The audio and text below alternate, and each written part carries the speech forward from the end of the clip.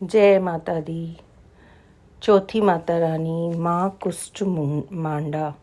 नवरात्रि के चौथे दिन दुर्गा के 9 रूपों में से चतुर्थ रूप देवी कुष्ठमांडा जी की पूजा होती है। देवी कुष्ठमांडा को देवी भागवत पुराण में आदि शक्ति के रूप में बताया गया है। इनका निवास सूर्य मंडल के भीतर के लोक में है। यहाँ निवास करने की शक्ति और क्षमता सिर्फ देवी कुष्ठमांडा में ही है। इनके अंगों की कांति सूर्य के समान ही उज्जवल है। देवी कुष्ठमांडा के प्रकाश से 10 दिशाएं प्रकाशित हो रही हैं। माता की 8 भुजाएं हैं, इसलिए यह अष्टभुजा देवी भी कहलाती हैं। माता अपने हाथों में कमंडल, धनुष, बाण, कमल पुष्प, अमृत से भरा कलश, गदा, चक्र और जपमाला धारण करती हैं। माँ कुष्ठमांडा का वाहन सिंह है। पुराणों में मौजूद कथा के अनुसार तारकासुर के आतंक से जगत को मुक्ति दिलाने के लिए यह जरूरी था कि भगवान शिव के पुत्र का जन्म हो। इसलिए भगवान शिव ने देवी पार्वती से विवाह किया। देवी पार्वती से जब देवों ने तारकासुर से मुक्ति के लिए प्रार्थना की, तब माता ने अपने आदि शक्ति रूप को प्रकट किया और यह बताया कि जल्दी ही कुमार कार्तिकेय जी का जन्म होगा और वह तारकासुर का वध करेगा। माँ का आदि रूप देखकर देवताओं की शंका और चिंताओं का निदान हुआ। माँ इस रूप में भक्तों को यह बताती हैं कि जो भी भक्त माँ कुष्ठमांडा का ध्यान करता है, उसकी सारी समस्याएं और कष्ट दूर हो जाते हैं। इसलिए नवरात्रि के चौथे दिन माँ कुष्ठमांडा की पूजा होती है।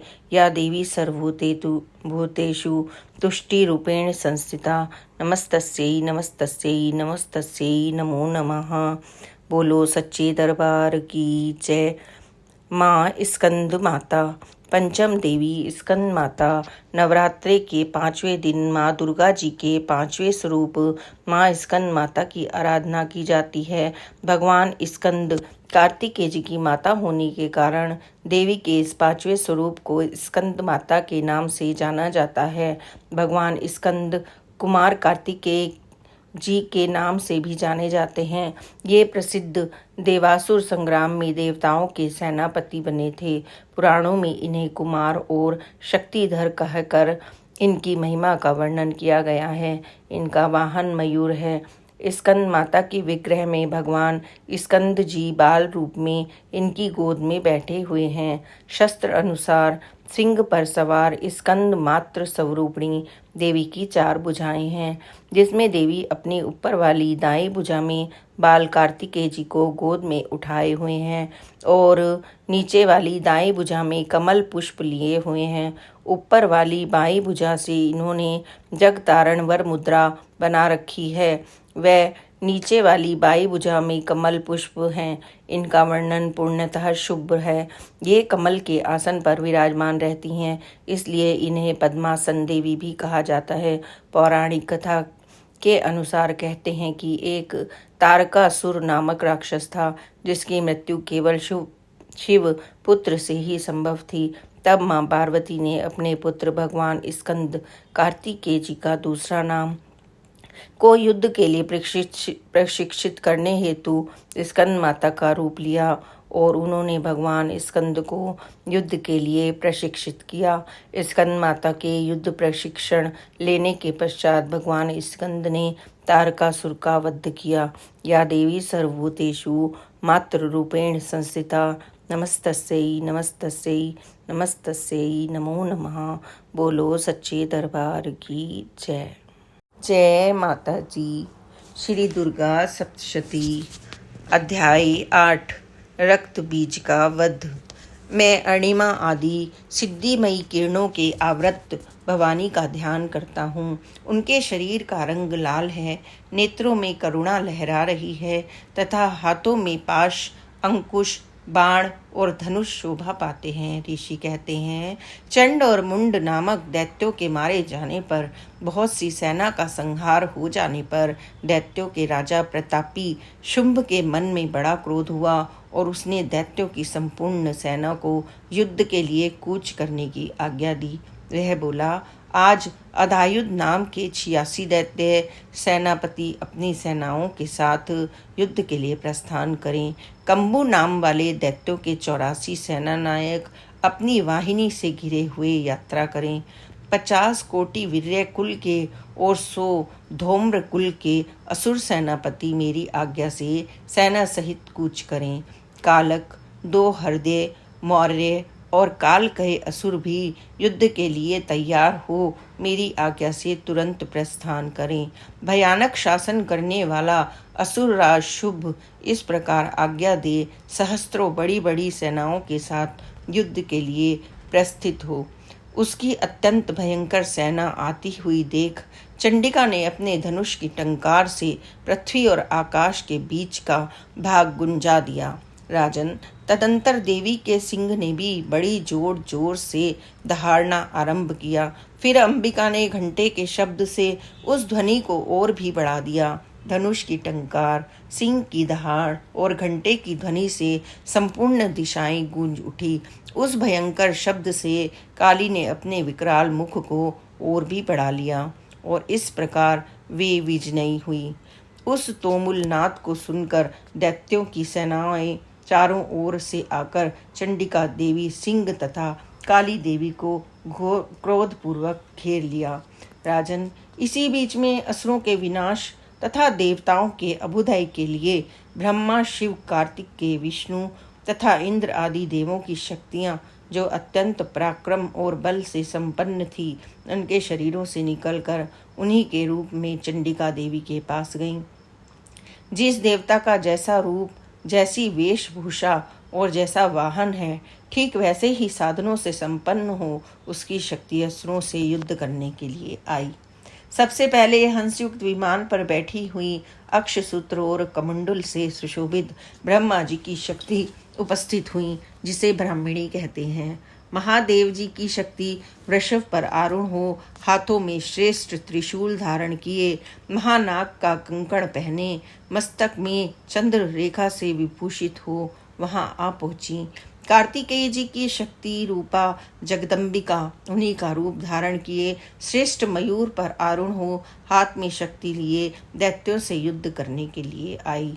इसी प्रकार भगवान विष्णु की शक्ति गरुड़ पर विराजमान हो, शंख, चक्र, गदा, शांग्र, धनुष तथा खड़ग हाथ में लिए हुई वहां आई। अनुपम यज्ञ वराह का रूप धारण करने वाली श्री हरि जी की जो शक्ति है, वह भी वाराह शरीर धारण करके वहां उपस्थित हुई। नारसिंगी शक्ति भी नरसिंह के समान शरीर धारण करके वहां आई। उनकी गर्दन के बालों के झटके से आकाश के तारे बिखरे पड़ते थे। इसी प्रकार इंद्र की शक्ति व्रज हाथ में लिए गजरात एरावत पर बैठकर आई। उसके भी सहस्त्र नेत्र थे। इंद्र का जैसा रूप है वैसा ही उसका भी था।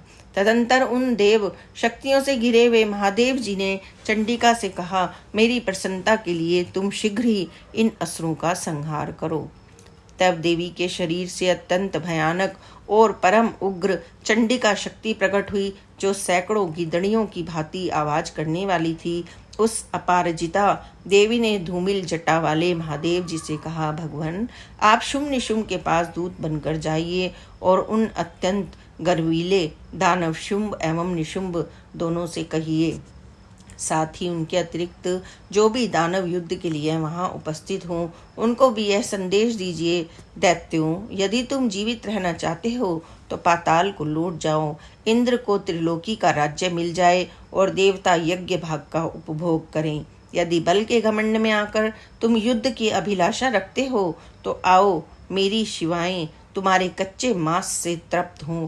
क्योंकि उस देवी ने भगवान शिव को दूत के कार्य में नियुक्त किया था, इसलिए वह शिवदूती के नाम से संसार में विख्यात हुई। वे महादैत्य भी भगवान शिव के मुंह से देवी के वचन सुनकर क्रोध में भर गए और जहाँ कात्यायनी विराजमान थी उस ओर बढ़े। तदंतर वे दैत्य अमर्ष में भरकर पहले ही देवी के ऊपर बाण, शक्ति और रिष्टि आदि अस्त्रों की वृष्टि करने लगे।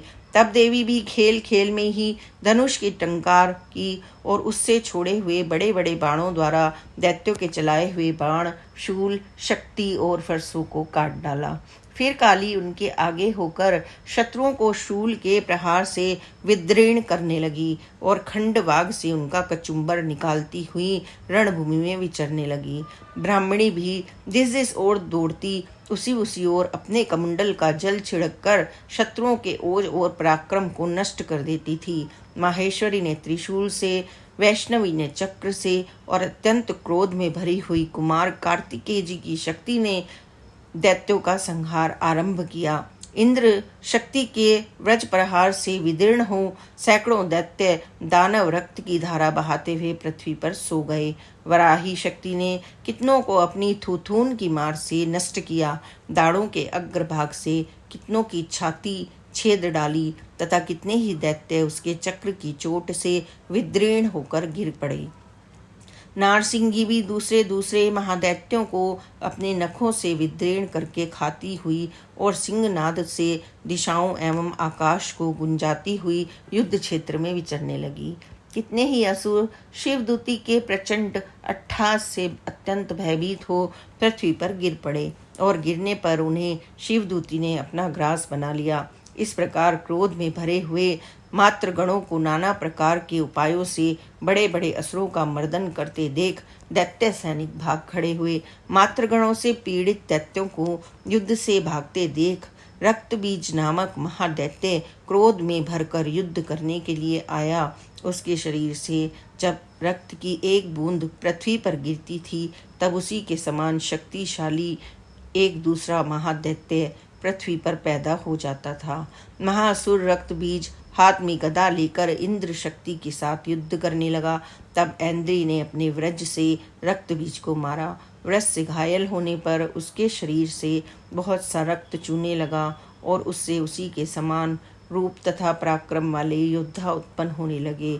उसके शरीर से रक्त की जितनी बूंदें गिरी उतने ही पुरुष उत्पन्न हो गए। वे सब रक्त बीज के समान ही वीर्यमान, बलवान तथा पराक्रमी थे। वे रक्त से उत्पन्न होने वाले पुरुष भी अत्यंत भयंकर अस्त्रों शस्त्रों का प्रहार करते हुए वहां मात्र गणों के साथ युद्ध करने लगे। पुनः व्रज के प्रहार से जब उसका मस्तक घायल हुआ तब रक्त बहने लगा और उससे हजारों पुरुष उत्पन्न हो गए। वैष्णवी ने युद्ध में रक्त बीज पर चक्र का प्रहार किया तथा ऐन्द्रे ने दैत्य सेनापति को गदा से चोट पहुंचाई।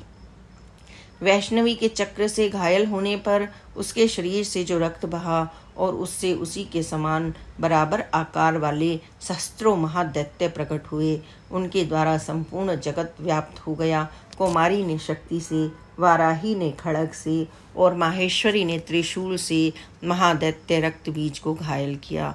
क्रोध में भरे हुए उस महादैत्य रक्त बीज ने गदा से सभी मात्र शक्तियों पर पृथक पृथक प्रहार किया। शक्ति और शूल आदि से अनेक बार घायल होने पर उसके शरीर से रक्त की धारा पृथ्वी पर गिरी। उससे भी निश्चय ही सैकड़ों असुर उत्पन्न हुए। इस प्रकार उस महादैत्य के रक्त से प्रकट हुए असुरों द्वारा संपूर्ण जगत व्याप्त हो गया। इससे उन देवताओं को बड़ा भय हुआ। देवताओं को उदास देख चंडिका ने काली से शीघ्रतापूर्वक कहा, चामुंडे, तुम अपना मुंह और भी फैलाओ तथा मेरे शस्त्र पात्र से गिरने वाली रक्त बिंदुओं और उनसे उत्पन्न होने वाले महादैत्यों को तुम अपने इस उतावले मुख से खा जाओ। इस प्रकार रक्त से उत्पन्न होने वाले महादैत्यों का भक्षण करती हुई तुम रण में विचरती रहो। ऐसा करने से उस दैत्य का सारा रक्त शीर्ण हो जाने पर वह स्वयं भी नष्ट हो जाएगा। उन भयंकर दैत्यों को जब तुम खा जाओगी तब दूसरे नए दैत्य उत्पन्न नहीं हो सकेंगे। काली से यूं कहकर चंडिका देवी ने शूल से रक्त बीज को मारा और काली ने अपने मुंह में उसका सारा रक्त ले लिया। तब उसने वहां चंडिका पर गदा से प्रहार किया, किंतु उस गदापात ने देवी को तनिक भी वेदना नहीं पहुंचाई। रक्त बीज के घायल शरीर से बहुत सा रक्त गिरा, किंतु जो ही वह गिरा त्यों ही चामुंडा ने उसे अपने मुख में ले लिया। रक्त गिरने से काली के मुख में जो महादैत्य उत्पन्न हुए उन्हें भी वह चट्ट कर गईं और उसने रक्त बीज का रक्त भी पी लिया। तदनंतर देवी ने रक्त बीज को, जिसका रक्त चामुंडा ने पी लिया था, व्रज, बाण, खड़ग और रिष्टि आदि से मार डाला। राजा ने इस प्रकार शस्त्रों के समुदाय से आहत एवं रक्तहीन हुआ महादैत्य रक्त बीज पृथ्वी पर गिर पड़ा। नरेश्वर, इससे देवताओं को अनुपम हर्ष की प्राप्ति हुई और मातृगण उन असुरों के रक्तपान के मद से उद्यत सा होकर नृत्य करने लगे। इस प्रकार श्री मार्कंडेय पुराण में सार्वणिक मनवंतर की कथा के अंतर्गत देवी महात्म्य में रक्त बीज वध नामक 8वां अध्याय संपूर्ण हुआ। जय माता दी। आने वाले अध्याय आप आने वाले दिनों में अवश्य सुने और माता रानी की कृपा को प्राप्त करें। जय माता दी। जय माता दी। क्षमा प्रार्थना। परमेश्वरी, मेरे द्वारा रात दिन सहस्त्रों अपराध होते रहते हैं। यह मेरा दास है, यूँ समझकर मेरे उन अपराधों को तुम कृपा पूर्वक क्षमा करो। परमेश्वरी, मैं आवाहन नहीं जानता, विसर्जन करना नहीं जानता तथा पूजा करने का ढंग भी नहीं जानता, क्षमा करो। देवी सुरेश्वरी, मैंने जो मंत्रहीन, क्रियाहीन और भक्तिहीन पूजन किया है वह सब आपकी कृपा से पूर्ण हो। सैकड़ों अपराध करके भी जो तुम्हारी शरण में जा जगदम्ब कहकर पुकारता है उसे वह गति प्राप्त होती है जो ब्रह्मादि देवताओं के लिए भी सुलभ नहीं है। जगदम्बिके, मैं अपराधी हूँ, किंतु तुम्हारी शरण में आया हूँ। इस समय दया का पात्र हूँ, तुम जैसा चाहो वैसा करो। देवी परमेश्वरी, अज्ञान से, भूल से अथवा बुद्धि भ्रांत होने के कारण मैंने जो कुछ भी न्यूनता या अधिकता कर दी हो वह क्षमा करें और प्रसन्न हुए। सच्चिदानंद स्वरूपा परमेश्वरी, जगन माता कामेश्वरी, तुम प्रेम पूर्वक मेरी यह पूजा स्वीकार करो और मुझ पर प्रसन्न रहो। देवी सुरेश्वरी, तुम गोपनीय से भी गोपनीय वस्तु की रक्षा करने वाली हो। मेरे निवेदन किए हुए इस जप को ग्रहण करो, तुम्हारी कृपा से मुझे सिद्धि प्राप्त हो। जय माता दी। सिद्ध कुंजिका स्तोत्रम। शिवजी बोले, देवी सुनो, मैं उत्तम कुंजिका सूत्र का उपदेश करूंगा जिस मंत्र के प्रभाव से देवी का जप सफल होता है। कवच, अग्रला, कीलक, रहस्य, सूत्र, ध्यान, न्यास, यहाँ तक कि अर्चन भी आवश्यक नहीं है। केवल कुंजिका के पाठ से दुर्गा पाठ का फल प्राप्त हो जाता है। यह कुंजिका सूत्र अत्यंत गुप्त और देवों के लिए भी दुर्लभ है। हे पार्वती, इसे समयोनि की भांति प्रयत्नपूर्वक गुप्त रखना चाहिए। यह उत्तम कुंजिका सूत्र केवल पाठ के द्वारा मारण, मोहन, वशीकरण, स्तंभन और उच्चाटन आदि अभिचारिक उद्देश्यों को सिद्ध करता है। मंत्र: ओम ऐं ह्रीं क्लीं चामुंडये विच्चे। ओम ग्लूम हूं क्ली जू सह ज्वालय ज्वालय ज्वल ज्वल प्रज्वल प्रज्वल। ओम ऐं ह्रीं क्लीं चामुंडये विच्चे। ज्वल हम सम लं शम फट स्वाहा। हे रुद्र स्वरूपिणी, तुम्हें नमस्कार है। हे मधु दैत्यों को मारने वाली, तुम्हें नमस्कार है। कैटभ विनाशिनी को नमस्कार। महिषासुर को मारने वाली देवी, तुम्हें नमस्कार है। शुंभ का हनन करने वाली और निशुंभ को मारने वाली, तुम्हें नमस्कार है। हे महादेवी, मेरे जप को जागृत और सिद्ध करो। एंकार के रूप में सृष्टि स्वरूपिणी, ह्रीं के रूप में सृष्टि पालन करने वाली, क्लीं के रूप में काम रूपिणी की बीज रूपिणी देवी, तुम्हें नमस्कार है। चामुंडा के रूप में चंड विनाशिनी और यंकार के रूप में तुम वर देने वाली हो। विच्चे रूप में तुम नित्य ही अभय देती हो। इस प्रकार ऐं ह्रीं क्लीं चामुंडये विच्चे, तुम इस मंत्र का स्वरूप हो। धाम धीम धूम के रूप में धुर्जटी की पत्नी हो। वांग वीं वूं के रूप में तुम वाणी की अधीश्वरी हो। क्रांग क्रीं क्रूं के रूप में कालिका देवी, शाम शीम शूम के रूप में मेरा कल्याण करो। हुम हुम हुंकार स्वरूपिणी, जम्ब जम्ब जम्बनादिनी देवी, भ्राम भ्रीम भ्रूम के रूप में हे कल्याणकारिणी भैरवी भवानी, तुम्हें बार बार प्रणाम है। अंग कंग चंग टंग तह पह यह शम वीम दूम ऐं वीम हम शम धीजाग्रम, इन सबको तोड़ो और दीप्त करो स्वाहा। ताम पीम पूम के रूप में तुम पार्वती पूर्णा हो। खाम खीम खूम के रूप में तुम खेचरी अथवा मुद्रा हो। साम सीम सूम स्वरूपिणी सप्तशती देवी के मंत्र को मेरे लिए सिद्ध करो। यह कुंजिका सूत्र मंत्र को जगाने के लिए है, इसे भक्तिहीन पुरुष को नहीं देना चाहिए। हे पार्वती, इसे गुप्त रखो। हे देवी, जो बिना कुंजिका के सप्तशती का पाठ करता है उसे उसी प्रकार सिद्धि नहीं मिलती जिस प्रकार वन में रोना निरर्थक होता है। इस प्रकार श्री रुद्रमाल्य के गौरी तंत्र में शिव पार्वती संवाद में सिद्ध कुंजिका सूत्रम संपूर्ण हुआ। जय माता दी।